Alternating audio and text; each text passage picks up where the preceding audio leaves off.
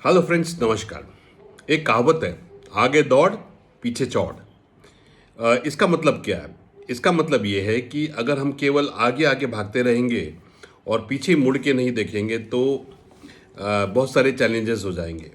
और direct selling में जो है ये बहुत इंपॉर्टेंट है, क्योंकि दो स्तंभ हैं डायरेक्ट सेलिंग के। एक रिक्रूटमेंट और दूसरा है रिटेंशन। यानी कि हम ज़्यादा लोगों को टीम में रिक्रूट करें, जिससे कि उनका ज़्यादा लोग आते हैं तो उनकी अपनी एनर्जी होती है, उनका अपना प्रोडक्ट कंजम्पशन बढ़ता है, उनके अपने नेटवर्क होते हैं और बिजनेस ग्रोथ में आती है। तो रिक्रूटमेंट बहुत इंपॉर्टेंट है ग्रोथ के लिए एंड सस्टेनेबिलिटी के लिए, स्टेबिलिटी के लिए। जो ओल्ड डिस्ट्रीब्यूटर, जो ओल्ड एसोसिएट्स हैं, उनको भी एक्टिव रखना बहुत ज़रूरी है। तो कई बार जब हम नए रिक्रूटमेंट को चेक करते हैं तो कई कई कुछ लोगों का नज़र आता है कि कुछ में तो ग्रोथ दिखता है, कि भाई पिछले महीने कितने लोगों ने डाला ऑर्डर, इस महीने कितने डाला, तो कुछ में तो ग्रोथ दिखता है। अगर आप ईयर टू ईयर चेक करो कि भाई एक साल पहले की टीम में कितने लोग ऑर्डर डाल रहे थे, अब ये कितने डाल रहे, तो कुछ में ग्रोथ नज़र आता है। मगर कुछ केसेस में डी ग्रोथ नज़र आता है या स्टेगनेंट होता है। फॉर एग्जाम्पल, किसी की टीम में एक साल पहले भी 100 लोग ऑर्डर डाल रहे थे, एक साल बाद भी 100 लोग ऑर्डर डाल रहे हैं, और हर महीने 20-25-30 ज्वाइनिंग आ रही है। यानी कि साल भर में 250-300 नए लोग आ गए, मगर एक्टिव बेस नहीं बढ़ा। 100 लोग पहले डाल रहे थे, 100 अभी डाल रहे हैं, 250-300 लोग साल भर में आ गए, तो कहाँ गए? तो जब इस पे सर्वे किया जाता है, रिसर्च की जाती है, तो 2-3 सवाल आते हैं कि भाई शायद वो कोई कंज्यूमर की आईडी थी, कंज्यूमर था तो उसका हमने रजिस्ट्रेशन कर दिया और दोबारा उसने नहीं लिया। कोई बोलता है कि भाई ये फैमिली आईडी, फैमिली में किसी परिवार की आईडी डाल दी। या तीसरा, जो लोग बोलते हैं कि हैंड होल्डिंग नहीं हुआ। जो नया एसोसिएट आया, क्योंकि नया व्यक्ति जो भी आता है वो बहुत एनर्जी से आता है, बहुत उसके अंदर पोटेंशियल होता है, उसके अंदर बहुत जज्बा होता है। बहुत सारे लोग बोलते हैं अरे मैं तो आपकी वजह से ज्वाइन कर रहा हूँ, पर ऐसा कोई नहीं होता। हर व्यक्ति जो ज्वाइन करता है वो अपने अपने उद्देश्य के लिए, अपने गोल के लिए ज्वाइन करता है। तो ये बहुत इंपॉर्टेंट है फ्रेंड्स। तो इसका सॉल्यूशन क्या है? पहली चीज़, अगर किसी कंज्यूमर का आपने रजिस्ट्रेशन किया है, उसकी आईडी क्रिएट है, तो बहुत अच्छी बात है। उसको एक अच्छा कंज्यूमर बना के रखना बहुत ज़रूरी है। वो कब होगा? जब हम उसको, तो पहली बात तो हर व्यक्ति का एक कंफर्ट होता है। अब अगर किसी ने एज अ कंज्यूमर आपने रजिस्ट्रेशन डाल दिया, तो उसको अगर आप पहले दिन से ही पुश करते रहेंगे बिजनेस करो, तो हो सकता है वो कंज्यूमर भी आपका अच्छा ना रहे। तो कई लोगों को समय चाहिए होता है एक अच्छा स्टार्ट लेने के लिए। तो अच्छे कंज्यूमर के लिए क्या है, आप उनको ऑफर्स, आपके जो ऑफर्स आ रहे हैं उनके बारे में उनको जानकारी दो, कम्युनिकेशन में रहो उनके साथ, क्योंकि out of sight out of mind हो जाता है। कम्युनिकेशन में रहो, ऑफर्स बताते रहो, नए प्रोडक्ट लॉन्चेज हैं वो शेयर करते रहो, और उनको ये रिक्वेस्ट कर सकते हो कि आप हमारे प्रोडक्ट सेशन में आ जाओ। जो प्रोडक्ट सेशन हो जिनमें आप उनको इनवाइट करो, ताकि उनको और प्रोडक्ट की नॉलेज हो जाए, क्योंकि जब नॉलेज होती है तो वो और प्रोडक्ट यूज़ कर सकते हैं। कई लोग ये गलती करते हैं कि अगर कोई व्यक्ति एक दो प्रोडक्ट यूज़ करता है तो वो उसी का इंतज़ार करते हैं कि जब इनका ये प्रोडक्ट कंज्यूम हो जाएगा तब मैं बात करूँगा। अगर कोई व्यक्ति आपके एक या दो प्रोडक्ट से सेटिस्फाइड है तो हम उसको और भी तो प्रोडक्ट रिकमेंड कर सकते हैं। हम ये भी बता सकते हैं कि भाई ये प्रोडक्ट भी है, ये भी है, ये भी है, ये भी है। सो एक अच्छे कंज्यूमर को हम और कुछ कर सकते हैं, उसका एवरेज ऑर्डर बढ़ा सकते हैं। अगर पहली बार उसने हमसे 2000-3000 का प्रोडक्ट लिया था, तो हम कैसे और प्रोडक्ट इंट्रोड्यूस करके उसके ऑर्डर को बढ़ाएं।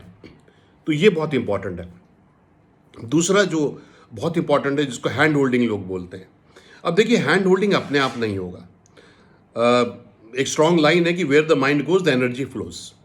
जीवन में सबसे पहली जरूरत तो ये है कि हम कोई भी चैलेंज है, जहाँ पर हमें रेजिस्टेंस आ रहा है, कोई भी प्रॉब्लम का हमें सॉल्यूशन ढूंढना है, तो उसके लिए इंपॉर्टेंट है कि उसको एक्सेप्ट करना है। Yes, there is a challenge and we need to find a solution. तो पहली जीत तो यहीं पर होगी। दूसरा क्या है कि प्रॉब्लम को केवल सोचते रहने से सॉल्व नहीं होगी, उसकी सॉल्यूशंस, हमें 4-5 सॉल्यूशन देखने हैं कि पहला सॉल्यूशन कौन सा है, दूसरा कौन सा है, तीसरा कौन सा है, और 4-5 सॉल्यूशन में से फिर बेस्ट सॉल्यूशन कौन सा है उसको आइडेंटिफाई करना। तो हैंड होल्डिंग का मतलब क्या हुआ कि अब जो भी व्यक्ति ज्वाइन करता है, चाहे वो कंज्यूमर के लिए करे, चाहे वो बिजनेस करने के लिए करे, तो हमें सबसे पहले ये जांचना जरूरी है कि उसका प्राइम मोटिवेटिंग फैक्टर क्या है, जिसको पीएमएफ बोलते हैं। कि भाई बहुत लोगों में बड़ा पोटेंशियल होता है, बहुत सारे लोग जॉब करते हैं, जॉब के साथ वो अपना पार्ट टाइम काम भी करते हैं, अपनी इनकम को बढ़ाते हैं। यस, सो लोगों के अंदर बहुत क्षमताएं होती हैं। ये कब मिलेगा? जब हम उनसे मिलेंगे, उनसे पर्सनली बात करेंगे, है ना। आजकल क्या हो रहा है कि टेक्नोलॉजी के ज़माने में जूम, व्हाट्सएप, फेसबुक में क्या हो रहा है कि जो पर्सनलाइज कनेक्शन है वो कम हो गया और वो पर्सनल टच कम रह गया, जिसके कारण बहुत सारे लोग आप एक्टिवेट नहीं कर पाते। तो बहुत ज़रूरी ये है कि पहला स्टेप, हर हफ्ते हम लोग चेक करें कि हमारी टीम में कितने नए रिक्रूटमेंट आए हैं, नंबर वन। और उनसे हर हफ्ते उनके स्पॉन्सर के द्वारा, उनके अपलाइन के द्वारा हम संपर्क करें कि भाई आपने यहाँ पे ज्वाइन किया, वेलकम टू द कंपनी, और आपने क्यों ज्वाइन किया, है ना। हम तो आपसे मिलना चाहते हैं और आपका, हम अपने कंपनी के बारे में, अपने प्रोडक्ट के बारे में आपको शेयर करना चाहते हैं। तो सबसे इम्पॉर्टेंट है कि पर्सनल बॉन्डिंग बनाना बहुत ज़रूरी है। आज से 15 साल पहले, 10-15 साल पहले जब डायरेक्ट सेलिंग डेवलप हो रहा था तो एक चीज़ होती थी, किट ओपनिंग सेरेमनी। तो जो स्पॉन्सर है, अपलाइन है, वो व्यक्ति के घर जाते थे, वो प्रोडक्ट, उस टाइम किट आती थी फिक्स्ड, तो लोग किट खोल के दिखाते थे, कैटलॉग खोल के दिखाते थे, लिटरेचर खोल के दिखाते थे। तो वो पहला संपर्क होता था। मगर आज सब लोग कोशिश करते भाई जूम पे आ जाए तो जूम पर ही हम शेयर कर लेंगे, वो पर्सनलाइज टच नहीं रहा। तो सबसे पहला इंपॉर्टेंट फ्रेंड्स ये है कि पर्सनलाइज टच करें। जो भी व्यक्ति को आपने रिक्रूट किया, भले कंज्यूमर किया, उनसे पर्सनली जरूर मिलें। और जब हम मिलते हैं तो रिलेशंस बनती हैं, बॉन्डिंग बनती हैं, एक दूसरे से बात होती है, एक दूसरे की विचारधारा समझ आती है, एक दूसरे के इंटरेस्ट समझ आते हैं। हो सकता है व्यक्ति ने एज ए कंज्यूमर ज्वाइन किया हो, मगर वो अच्छा बिजनेस कर सकता है। और जिसने बिल्कुल पहले दिन बोला कि मैं एक बिजनेस करना चाहता हूँ, मैं ग्रोथ लेना चाहता हूँ, तो शुरू में व्यक्ति के अंदर बड़ा एक्साइटमेंट होता है, मगर वो उसको एक्साइटमेंट को हम कैसे रिजल्ट में कन्वर्ट कर सकते हैं, जब हम उनसे मिलेंगे, उनसे मिलें, उनकी फैमिली के गोल्स पूछें, उनके ड्रीम्स पूछें, उनकी नीड पूछें, यस। और फिर हम उनको दिखाएं कि कैसे उनके जो ड्रीम्स हैं, उनके जो गोल्स हैं, किस प्रकार से वो हमारी कंपनी के द्वारा वो पूरे हो सकते हैं। तो एक व्यक्ति को जब समझ आता है कि भाई मेरे जो सपने हैं, मेरे जो गोल्स हैं, वो इस कंपनी के साथ, इन प्रोडक्ट के साथ, इस मार्केटिंग प्लान के साथ पूरे हो सकते हैं, वो जरूर काम करते हैं। इसलिए सबसे जो स्ट्रांग मैसेज, अगर मैं उसको पिन पॉइंट करूं, पहली बार हमें वीकली बेसिस पे देखना चाहिए हमारी टीम में कौन, कितने लोग रजिस्टर हुए, कौन स्पॉन्सर हैं। डायरेक्टली कॉल नहीं करना, उनके स्पॉन्सर के द्वारा कॉल करके जो है उनसे बात करनी है।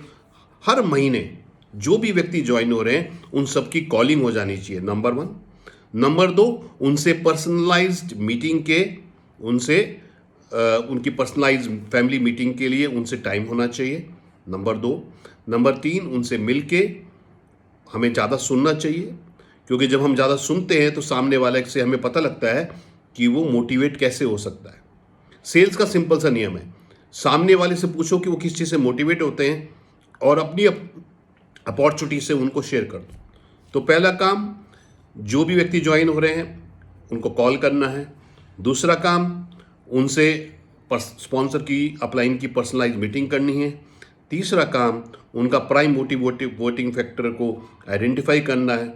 चौथा काम, अगर वो 3 तरह के लोग होते हैं, एक कंज्यूमर जो अच्छा प्रोडक्ट यूज़ करता है, एक प्रमोटर, रिटेलर बोल सकते हैं, प्रोडक्ट प्रमोटर बोल सकते हैं, एक प्रोफेशनल बोल सकते हैं जो अच्छे प्रोडक्ट को प्रमोट कर सकता है, और तीसरा जो बिजनेस बिल्डर, जो बिजनेस को बड़ी ऊंचाइयों तक ले जा सकता है। तो जब आप मिलेंगे, जब आप पर्सनली उनसे बात करेंगे, तो आपको पता लगेगा कि सामने वाले का इंटरेस्ट क्या है, और उसके इंटरेस्ट के अनुसार हम अपनी जो अपॉर्चुनिटी है उसको कस्टमाइज कर सकते हैं। तो यहाँ पे है कि इंपॉर्टेंट है, डिफरेंट फोक्स डिफरेंट स्ट्रोक्स, है ना। सबकी अपनी नीड है और सबकी अपनी सोच है, सबकी अपनी चाहत है। तो हमारा जो काम है कि अपनी उनकी नीड को हम कैसे कस्टमाइज कर सकें अपनी अपॉर्चुनिटी में, ये बहुत इंपॉर्टेंट फ्रेंड्स का बात है। तो मैं चाहूँगा कि बिल्कुल, और सबसे बड़ी बात है, डाटा बनाइए। यस, डाटा बनाइए। जब हम डाटा बनाते हैं और डाटा को एनालाइज करते हैं तो हमें बिल्कुल समझ आता है कि कहाँ पर हमें स्ट्रेंथ है, हमारी कौन सी वीकनेस है, कहाँ पे हमें एक्शन लेना है, क्या हमें स्ट्रैटेजी बनानी है। तो मैं चाहूँगा तो सबसे पहले सब लोग इस बात पे करें कि पिछले महीने आपकी टीम में कितने लोग आए, उनको कॉल करें, आइडेंटिफाई करें कौन कंज्यूमर है, कौन प्रोडक्ट प्रमोटर है, कौन बिजनेस बिल्डर है, और उसी तरीके से उनको कस्टमाइज अप्रोच करें। फिर उससे पिछले महीने की करें। तो जैसे जैसे आप पिछले महीनों की ये डाटा को एनालाइज करते रहेंगे, आपकी स्ट्रेटजी क्लियर होगी, आपका एक्शन क्लियर होगा, और सक्सेस बहुत अच्छी रहेगी, और रिटेंशन और एक्टिवेशन ओल्ड डिस्ट्रीब्यूटर का, ओल्ड एसोसिएट का बहुत ही बेहतरीन रहेगा। तो तो मैं चाहूँगा इस स्ट्रैटेजी को जरूर इंप्लीमेंट करें, और इंप्लीमेंट करने के बाद जरूर मेरे साथ शेयर करें कि आपने इस स्ट्रैटेजी को इंप्लीमेंट किया और इसके आपको ये बेहतरीन परिणाम मिले। मेरा 22-23 साल का अनुभव बोलता है कि डेफिनेटली आपको रिजल्ट मिलेंगे। बस फोकस बढ़ाने की देर है और अपने माइंड को वहाँ पे फोकस करने की ज़रूरत है, क्योंकि where the mind goes the energy flows. तो thank you friends, thank you so much.